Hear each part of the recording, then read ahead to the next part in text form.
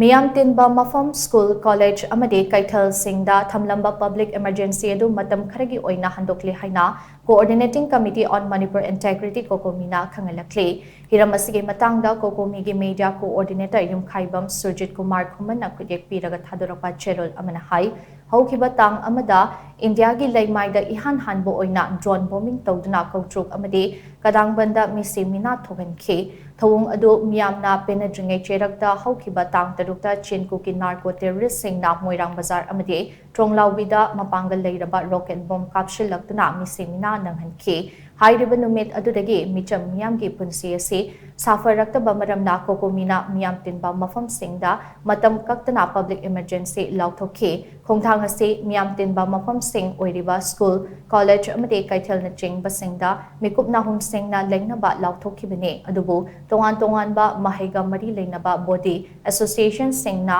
handokpinaba hairapa amade exam na chingba leinaba yaubdage school amade college Singda Thamlamba athingba adu Matam Kharagi Oina Handokle amaromda Keithel hangdaba asina maram oiraga Nomagi chara taliba imung sing maru oina irang asina sokhalaba micham miyam da chaitheng kaya mayok nariba ase yenglaga